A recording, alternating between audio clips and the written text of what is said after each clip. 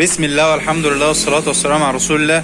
أهلا بكم في درس جديد على قناة عنان موتورز. معكم إيهاب عنان من قناة عنان موتورز. معانا النهاردة يا جماعة إن شاء الله درس جديد كده إن شاء الله هيعجبكم، وهو درس النهاردة بإذن الله عن موتور بتاع غسالة عادية. طبعا العميل جاي بيشتكي إن هو الغسالة ما بتدورش غير لو هو لفف المروحة، اداها لفة كده، فهو ما بيدورش غير لما بتديله لفة فعلا بايدك كده، ضغطة كده. طيب احنا دلوقتي وصلنا الكهرباء، تمام، طرفين كهرباء، وهندي لقطة كده قدامكم ونشوف الموتور دوت بيشتغل ولا ما بيشتغلش. طيب جرب كده يا ابراهيم.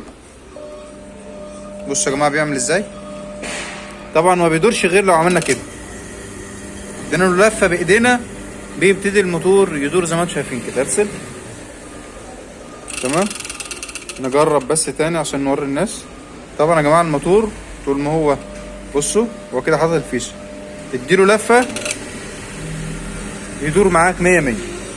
تمام. طبعا ده ما ينفعش، انت دلوقتي عايز تشغل الغساله بتاعتك او تشغل الموتور بتاعك، الموتور الموتور يدور معاك على طول، مش لازم اديله لفه، مش كل شويه هديله لفه. طيب العطل ده ايه؟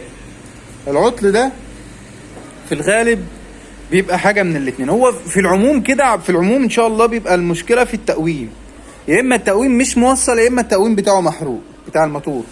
الموتور ده طبعا 1400 لفه احمد داوود ده بيبقى طبعا موتور مصري من مصر. الناس اللي بتتفرج علينا من بره مصر، فالموتور ده يا جماعه مصري. تمام. فهنحل الموتور ونشوف مع بعض العطل ده ايه.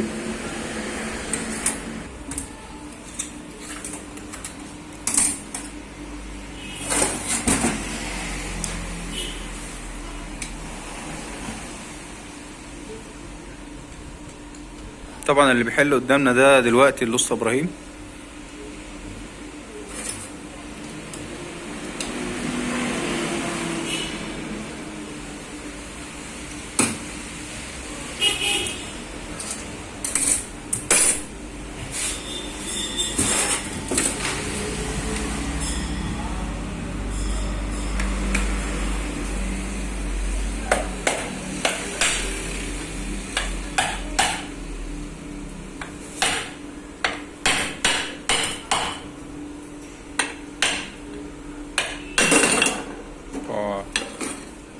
ايوه طبعا ده يا جماعه، ايوه العطل هنا اهو.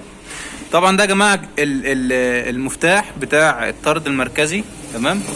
لو جينا بصينا جوه كده في سلك اهو، في سلك فالت. المفروض السلك ده بيبقى راكب هنا كده على مفتاح الطرد. تمام. السلكين دول يا جماعه وظيفتهم ايه؟ السلكين دولت بتوع مفتاح الطرد المركزي اللي بيخرجوا ملفات التقويم عن الدايره اول ما الموتور يقوم.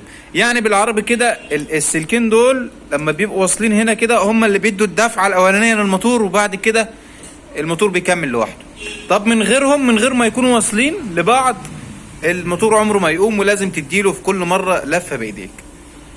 طبعا وممكن انت دلوقتي اللي بتتفرج عليا ممكن تلاقي العطل ده عندك، او ممكن تلاقي الملفات اللي جوه ديت كده بتاعت التقويم ديت هتلاقيها محمصه، لكن هنا شكلها احمر اهي او اصفر، سلك شكله نضيف، يبقى الملفات بتاعتنا ان شاء الله ما فيش اي مشكله. طيب احنا هنعمل ايه دلوقتي؟ هنجيب السلك ده هنلحمه هنا كده. تمام. طبعا عشان افهمكم اكتر القطعه دي وظيفتها ايه. القطعه دي يا جماعه قاعده الكلاتش، طبعا هنلحمها بالمكوه في المكان بتاعها. القطعه ديت يا جماعه القاعده بتاعت الكلاتش، طول ما الموتور واقف السلكين دول بيبقوا لامسين بعض. اول ما الموتور يقوم من السكون للحركه، السلكين دولت بيبعدوا عن بعض، فبيخرجوا ملفات التقويم من الدايره بتاعتنا، والموتور بيكمل لوحده. زي ما قلت لكم الجزء ده هو المسؤول عن دخول ملفات التقويم قبل ما الموتور يدور، وبعد ما يدور بيخرج ملفات التقويم. فلازم السلكين دولت يبقوا واصلين.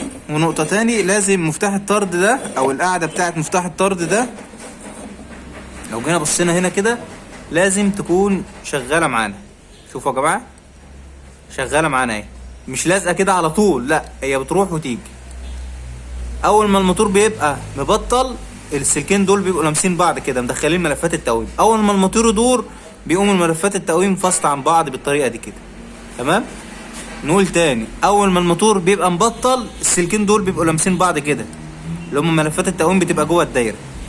اول ما الموتور بيدور الموتور بيفصل، ده الجزء ده بيرد تاني مكانه كده، فيبتدي ملفات التقويم تخرج بره تاني. فهنقفل مع بعض ونشوف المشكله اتحلت ولا لسه، ولو ما اتحلتش هنشوف مع بعض برضو العطل. بس في الغالب هو العطل اللي احنا لقيناه دلوقتي مع بعض.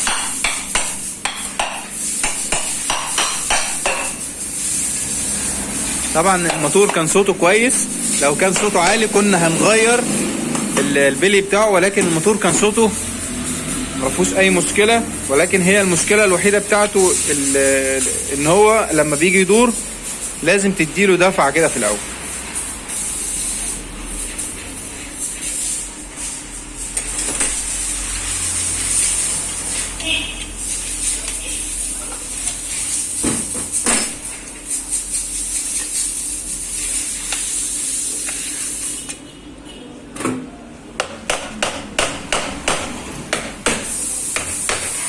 طبعا نسيت اقول لكم، لو انت شخص عادي مش فني قبل ما تحل لازم تعلم بالطريقه دي. ثواني كده يا ابراهيم عشان نوري الناس.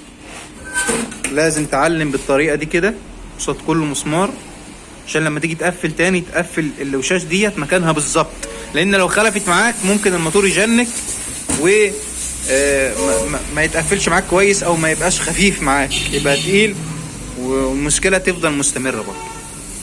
فلازم وانت قبل ما تحل ان انت تعلم الوشاش بتاعتك بقلم فلوماستر كده، عشان ما يحصلش مشكله اثناء التقفيل مره اخرى.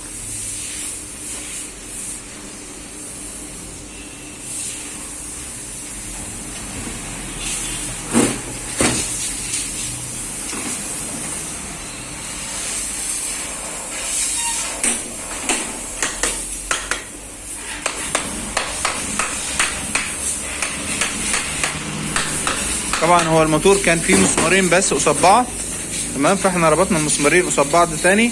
وقبل ما نجرب او قبل ما نعمل اي حاجه لازم نشوف الموتور خفيف معانا ولا تقيل. بصوا يا جماعه الموتور ما شاء الله خفيف معانا اهو، ولكن انت لو بتقفل وبعد ما خلصت تقفيل تتاكد ان الوش بتاعك ده مطبع كويس، ما تضغطش عليه جامد عشان ممكن الوش ده يخش لجوه كله، لان الوشاش ديت ضعيفه. فانت قبل ما تعمل اي حاجه تتاكد ان العمود بتاعك خفيف، تمام. ولو تقيل فحاول ان انت تحل تاني، وان انت تجمع مرة تانية وتظبط العلامات ديت مكانها مرة تانية، تمام. فخلاص هو كده العمود بتاعنا ان شاء الله خفيف. فاحنا هنجرب مع بعض نحط الفيشة ونشوف الموتور اهو يا جماعة زي ما انتم شايفين ان شاء الله. ثواني يا ابراهيم. ان شاء الله يا جماعه، بصوا انا يا جماعه ما اديتوش اي لف خالص. اول ما بنحط الفيشه استنى، نحط الفيشه اهو من غير اي حاجه. طبعا العطل هو كان السلك اللي كان فاصل ده بتاع التقويم. فاحنا اول ما ركبنا دلوقتي الموتور شغال معانا 10 على 10، وكمان هنشد عليه سير دلوقتي نشوف القوه بتاعته في البدايه قوي ولا ضعيف. هات سير كده يا ابراهيم. هنجيب سير يا جماعه ونشد عليه ونشوف العزم بتاعه قوي ولا ضعيف.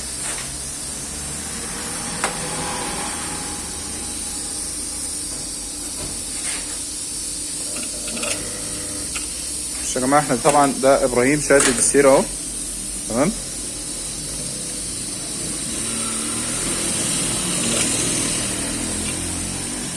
بصوا يا جماعه، اول ما بنحط احنا طبعا شادين السير كده، المفروض ان هو يشتغل اهو قوي. معنى كده ان هو قوي، العزم بتاعه قوي.